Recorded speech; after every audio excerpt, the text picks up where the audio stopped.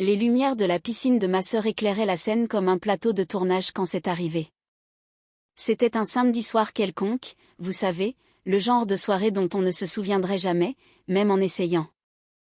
Je me tenais près de la table du buffet, tenant une assiette en carton avec 2 nuggets de poulet froid que mon fils n'avait pas mangé. Léo a 6 ans. Il porte encore son t-shirt de bain Spider-Man comme si c'était une armure. Ma nièce Chloé a 8 ans et a déjà ce regard que certains enfants adoptent quand ils comprennent que les adultes prendront leur cruauté pour de l'assurance. « Vas-y », lui a dit Chloé, une main dans son dos. « Non », a dit Léo. Il ne pleurnichait pas.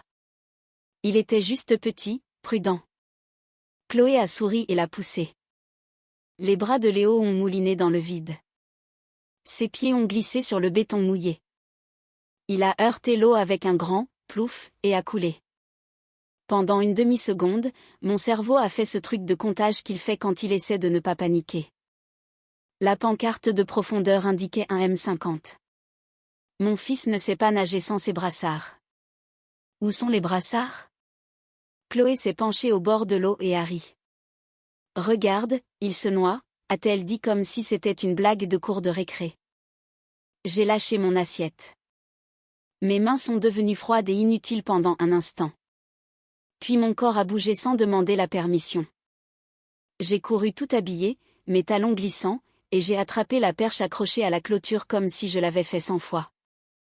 Léo est remonté en toussant, les yeux immenses, la bouche ouverte, essayant de respirer et de pleurer en même temps.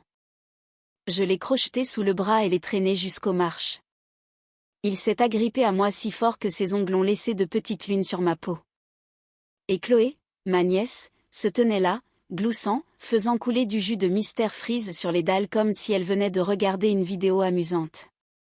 Ma sœur Léa est arrivée en courant, non pas pour voir Léo, mais pour voir Chloé.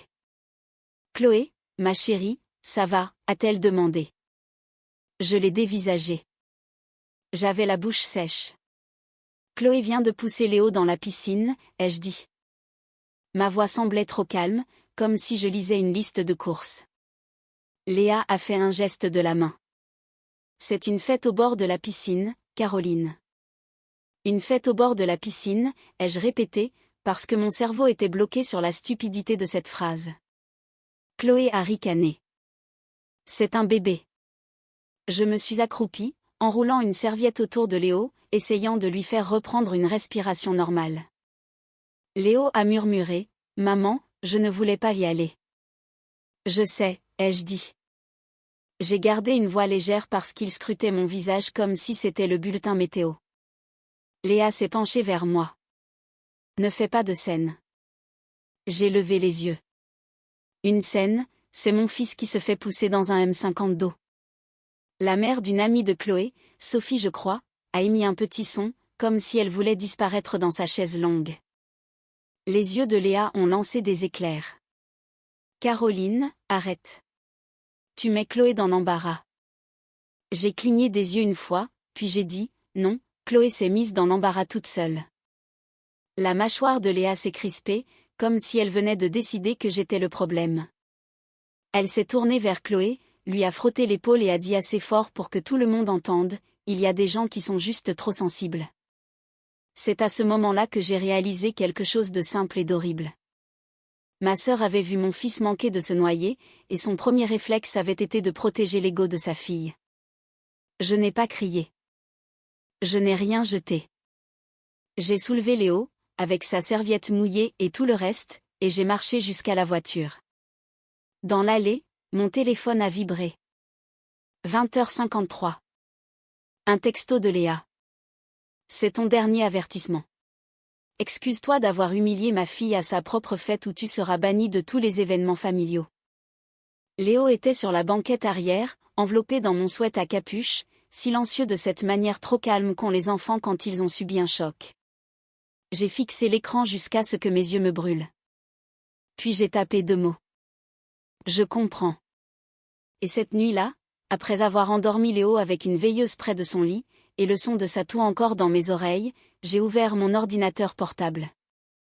Je me suis retirée en tant que garante de son dossier de prêt immobilier, de son crédit auto, et de chaque carte de crédit à laquelle j'étais rattachée.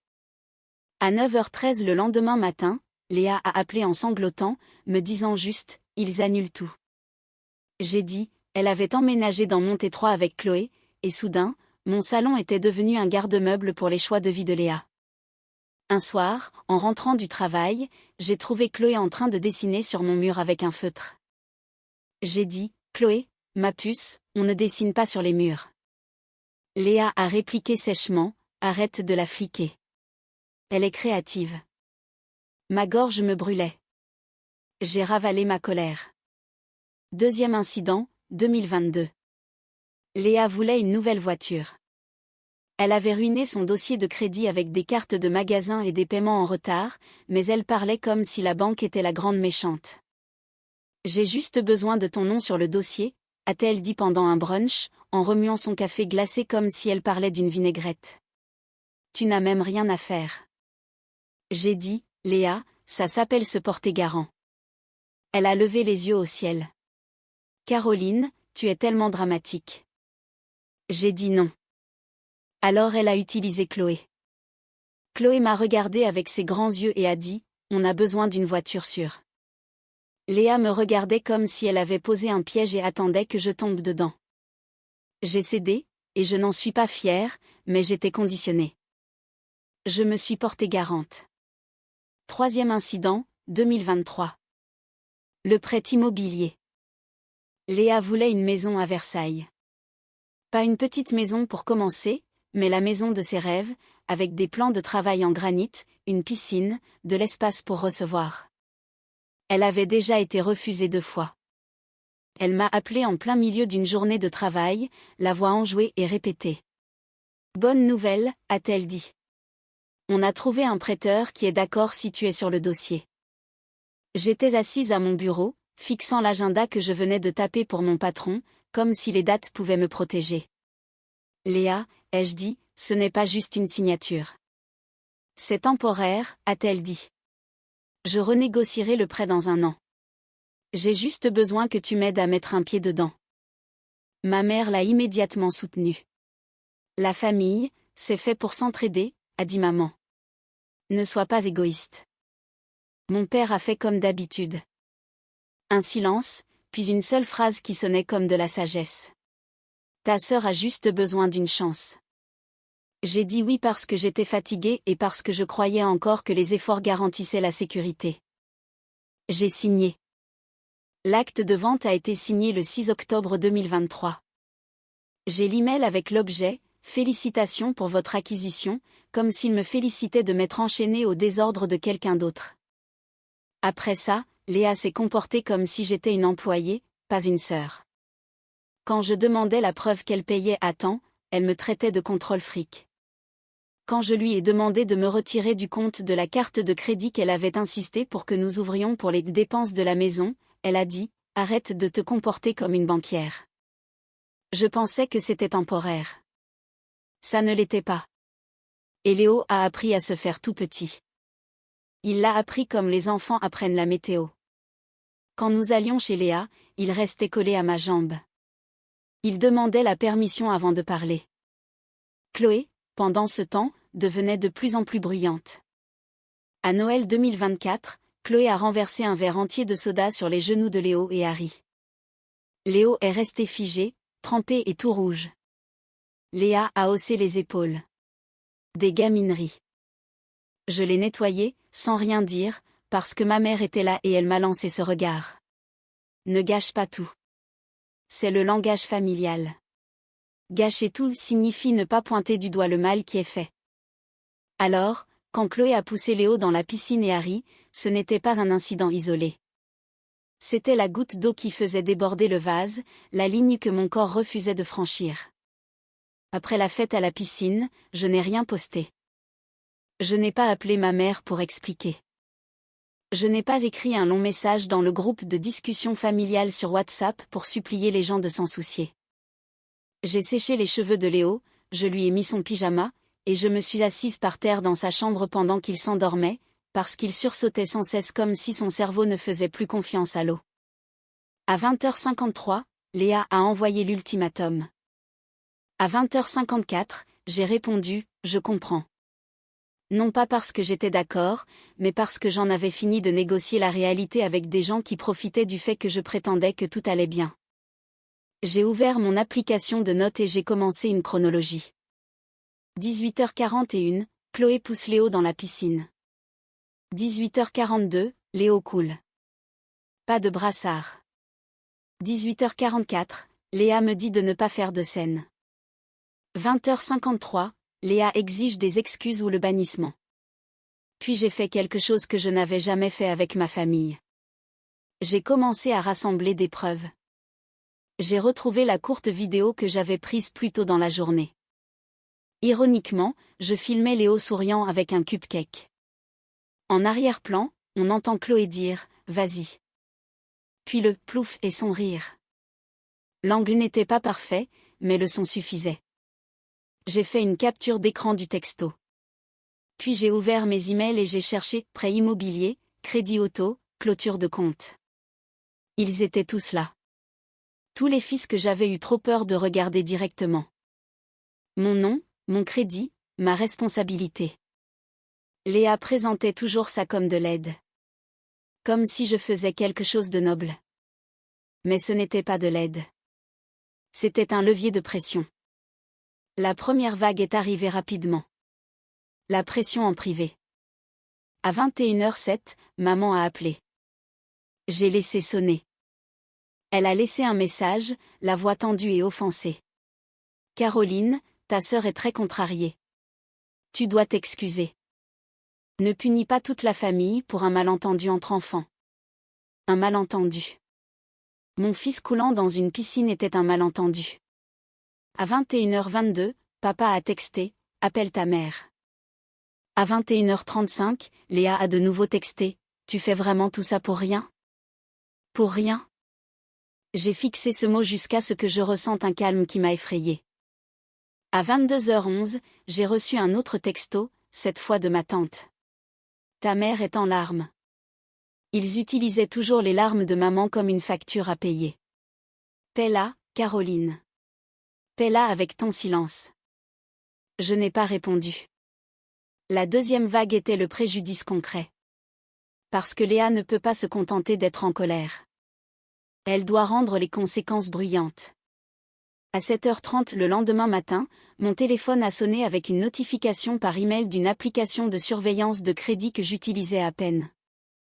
Je m'étais inscrite après le prêt immobilier parce qu'une partie de moi savait que je devais surveiller ma propre vie. Alerte. Changement détecté sur votre dossier de crédit. Mon estomac s'est noué. J'ai ouvert et j'ai vu une nouvelle demande, une nouvelle souscription de carte de crédit. Léa avait utilisé une ancienne adresse commune, sa maison, celle que mon nom avait aidé à acheter. J'ai eu un frisson, car cela signifiait une chose simple. Elle n'était pas seulement négligente. Elle considérait toujours mon identité comme un outil à sa disposition. J'ai appelé la banque. La femme au téléphone était polie et fatiguée. « Madame, êtes-vous co-titulaire du compte ? » « Oui, ai-je dit. » Ma voix était blanche. La voix qu'on prend pour les démarches administratives.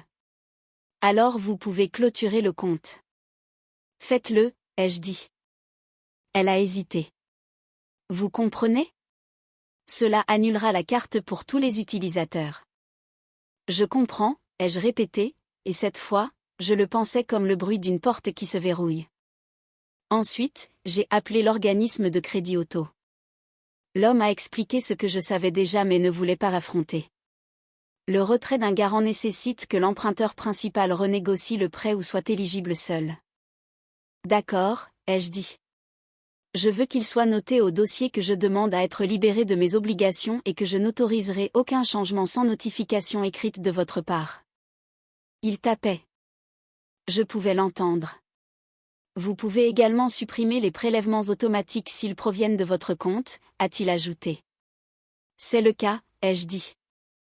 Je me suis connecté à ma banque et j'ai annulé le prélèvement automatique que j'avais mis en place il y a 2 ans au cas où, parce que c'est ce que je faisais à l'époque. Je construisais des filets de sécurité pour Léa pendant qu'elle se moquait de ma prudence. Ensuite, le prêt immobilier. Le plus difficile à défaire. Ce n'est pas un interrupteur, mais je pouvais faire deux choses immédiatement. Je pouvais informer formellement le prêteur que je ne vivais pas là-bas et que je n'effectuais pas les paiements. Et je pouvais exiger que toute la correspondance soit envoyée à mon adresse. Et je pouvais consulter un avocat sur les options, y compris forcer une renégociation ou une vente si Léa refusait. J'ai donc envoyé un email au service de gestion du prêt via leur portail et j'ai téléchargé une lettre avec pour objet notification co-emprunteur, demande de correspondance et de documentation. J'ai joint ma carte d'identité. J'ai joint la page du dossier de vente qui me mentionnait. J'ai joint le texto d'ultimatum de Léa, non pas parce qu'il se soucie des drames familiaux, mais parce que cela montrait ses motivations si les choses tournaient mal. Ensuite, j'ai créé un dossier sur mon bureau. Je l'ai nommé « Finance Léa ». À l'intérieur, des captures d'écran, des PDF, des historiques de paiement, des dates. À 23h48, j'ai imprimé les relevés des 6 derniers mois de la carte de crédit commune que Léa avait fait flamber avec des trucs pour la maison. Les trucs pour la maison incluaient 312,44 € dans une salle de sport de luxe, 198,17 € chez Sephora, 849 € dans un parc de trampoline pour enfants où Léo n'avait jamais mis les pieds. Mes mains ne tremblaient plus. C'est là que j'ai arrêté de discuter et que j'ai commencé à documenter. À 9h13, mon téléphone a sonné. Le nom de Léa s'est allumé sur mon écran. J'ai répondu à la deuxième sonnerie parce que je voulais un enregistrement clair de qui a dit quoi et quand. Sa voix a frappé mon oreille comme une sirène. « Caroline » a-t-elle sangloté. « Qu'est-ce que tu as fait ?» Je me suis appuyée contre le comptoir de ma cuisine et j'ai regardé le post-it sur mon frigo qui disait « Léo, cours de natation, appelé mardi ». J'ai dit « Je me suis protégée ». « Tu annules tout » a-t-elle pleuré. Ma banque panique. Je n'ai pas haussé le ton. Je n'ai pas dit « tant mieux ». J'ai dit « Tu m'as posé un ultimatum ». Ça, c'était pour la famille, a-t-elle répliqué, avant de se remettre immédiatement à pleurer. Tu ruines ma vie. Mon cerveau a recommencé à compter, mais cette fois, c'était des chiffres. Le solde du prêt immobilier, la mensualité de la voiture, les plafonds de crédit, le nombre de fois où je l'avais sauvé. J'ai dit, Léa, tu m'as envoyé un texto me disant de m'excuser ou d'être bannie de tous les événements familiaux. Et alors, a-t-elle dit, comme si ce mot était censé tout effacer. Alors j'ai compris. Tu veux que je parte, je pars complètement. Elle a eu le souffle coupé comme si je l'avais giflé. Tu ne peux pas juste, a-t-elle commencé. Je n'ai rien fait d'illégal, ai-je dit. J'ai clôturé des comptes dont je suis responsable. J'ai supprimé mes prélèvements automatiques. J'ai notifié au prêteur que je demandais à être libéré de mes engagements. Elle est restée silencieuse un instant, puis son ton a changé. Moins de pleurs, plus de marchandage. Caroline, allez, a-t-elle dit. Tu sais que j'ai besoin de toi sur ces dossiers. Ce n'est que de la paperasse. C'est mon crédit, ai-je dit. C'est ma maison, a-t-elle rétorqué. Tu veux dire la maison pour laquelle j'ai dû me porter garante? Ai-je dit, toujours calme. Parce que tu n'étais pas éligible. Elle a émis un son rauque. Tu fais ça parce que Chloé est une enfant. Je fais ça parce que mon fils a coulé et que ta fille a ri, ai-je dit. Elle ne voulait pas, Léa. Je l'ai interrompue, et je n'interromps presque jamais les gens, c'est pourquoi elle s'est tue. Je ne discuterai pas de ce que j'ai vu de mes propres yeux. En arrière-plan, j'ai entendu la voix de Chloé. Maman, c'est qui? Léa a chuchoté avec colère. Pas maintenant. Puis elle est revenue à moi avec cette voix douce qu'elle utilise quand elle veut quelque chose. Caroline, s'il te plaît, annule tout. Je vais parler à Chloé. Je vais lui faire dire pardon. On passera tous à autre chose. La voilà. Elle pensait encore que les excuses étaient des pièces de distributeur automatique. On en met une, on récupère l'accès. J'ai dit, non. Elle s'est remise à pleurer, plus fort. Maman va péter un câble. Papa va être tellement déçu. J'ai imaginé les yeux fatigués de mon père et le sourire crispé de ma mère. Puis j'ai imaginé le visage de Léo quand il est remonté en s'étouffant. J'ai dit, ce n'est pas mon problème. La voix de Léa s'est faite plus acérée. Alors tu choisis vraiment ça plutôt que ta famille? J'ai dit, je choisis la sécurité de mon enfant et mes limites financières. Tu es dramatique, a-t-elle lancé. J'ai ri, un petit rire sec et sans humour. Tu m'as dit que je serais bannie de tous les événements familiaux. C'était une limite. A-t-elle crié. Et voici la mienne, ai-je dit. Elle est redevenue silencieuse, et je pouvais la sentir recalculer. Elle n'était pas habituée à ce que je ne cède pas. Puis elle a tenté une dernière tactique. La cruauté sous une voix raisonnable. Tu sais que Chloé est sensible, a-t-elle dit en reniflant. Tu l'as mise dans l'embarras devant ses amis. Ma bouche s'est de nouveau asséchée, mais cette fois, c'était de la colère. Pure et brûlante. J'ai dit, mon fils aurait pu se cogner la tête sur les marches. Arrête, a-t-elle dit, comme si ce mot pouvait effacer les lois de la physique. Je ne suis pas disponible pour être ton filet de sécurité pendant que tu me punis de protéger mon enfant, ai-je dit. Puis elle a murmuré, ils disent que je dois renégocier le prêt. Je ne peux pas, Caroline. Je ne peux pas. J'ai dit, alors tu vends. Sa respiration s'est bloquée comme si j'avais parlé une langue étrangère. Tu ne me ferais pas ça, a-t-elle dit. Je n'ai pas menacé. Je ne me suis pas vantée. J'ai dit une seule phrase, lentement. Je ne me porterai plus jamais garante pour toi. Et puis j'ai franchi l'étape irréversible. J'ai ouvert mes contacts et j'ai envoyé un message au groupe de discussion familiale. Pas un paragraphe, une seule ligne. À compter d'aujourd'hui, tous les liens financiers entre Léa et moi sont en cours de dissolution. Ne me contactez pas au sujet de ses prêts ou de ses comptes.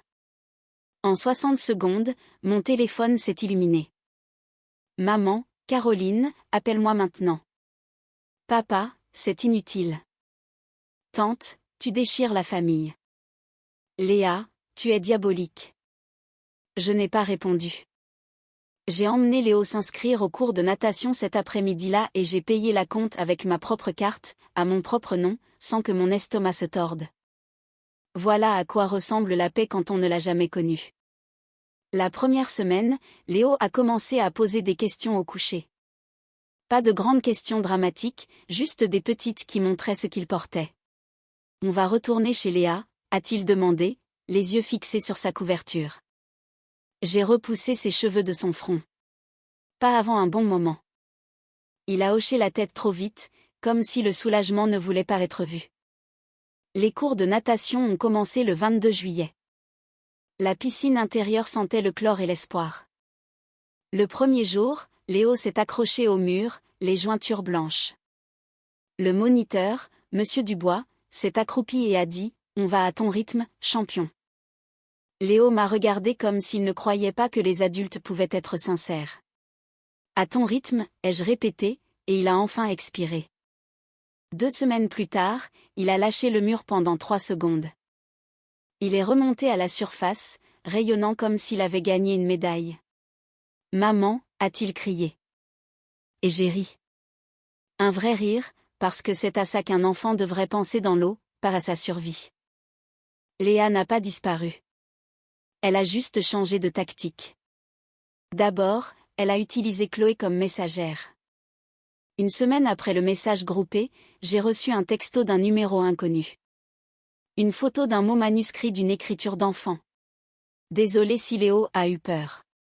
Pas désolé de t'avoir poussé. Aucune responsabilité, juste un « désolé que tu l'aies mal pris ». En dessous, Léa a tapé, tu vois, elle s'est excusée. Maintenant, répare ce que tu as fait. J'ai regardé le message jusqu'à ce que mes yeux cessent d'essayer de pleurer, puis j'ai répondu par un seul mot, non. Ensuite, Léa a essayé les cadeaux. Le 3 août, une livraison Carrefour est arrivée. Une nouvelle serviette Spider-Man, un sac de bonbons et un jouet de piscine bon marché. Le mot disait, pour Léo, de la part de la famille. Allons de l'avant. Je ne l'ai pas donné à Léo. Je l'ai donné à une association, parce que les cadeaux sans prise de responsabilité ne sont que des pots de vin avec des paillettes. Maman a essayé la culpabilité en personne. Elle s'est présentée à mon appartement le 6 août à 19h19, pendant que Léo était dans le bain et que je pliais de minuscules chaussettes. Elle s'est tenue sur mon paillasson comme si elle était chez elle. « Je ne t'ai pas élevée comme ça », a-t-elle dit. Je ne l'ai pas invitée à entrer. « Salut maman. » Elle a insisté. Léa est en difficulté. Elle pourrait perdre sa maison. J'ai dit, Léa avait une maison qu'elle pouvait se permettre avant de vouloir une piscine pour organiser des fêtes. La bouche de maman s'est crispée. Tu as l'air amer. J'ai l'air factuel, ai-je dit. C'est ta sœur. Chloé est ta nièce. Et Léo est mon fils, ai-je répondu. Tu punis Chloé. Non, j'apprends à Léo que sa sécurité compte, même quand ça ne plaît pas à la famille. Maman a sorti son dernier atout. Tu ne seras pas invité pour Noël. Quelque chose en moi s'est apaisé. Solide, calme. Je comprends, ai-je dit. Les mêmes mots, une force différente. Vous pouvez passer les fêtes sans nous. Léo aura la paix. Elle a cligné des yeux comme si elle ne me reconnaissait pas, puis elle a tourné les talons et est partie, comme si j'avais échoué à un test. Cette nuit-là, Léo est entré dans ma chambre avec son lapin et a murmuré « On a des ennuis ?» Ma poitrine s'est serrée. Je l'ai entouré de mon bras. Non, nous sommes en sécurité. Il s'est endormi rapidement, comme si son corps me croyait. La leçon principale de cette histoire est simple. La famille n'est pas une autorisation de mettre votre enfant en danger et de vous facturer ensuite pour votre réaction. Une limite n'est pas une menace. C'est une porte qui reste fermée. Léa voulait un accès comme si c'était un droit familial. Ça ne l'est pas. Alors, quand elle a rappelé un mois plus tard, la voix douce, prétendant que rien ne s'était passé, j'ai dit la seule chose qui comptait. Je ne suis pas disponible pour ça. Ce sont mes règles, mes limites, mes frontières. Elles doivent être respectées.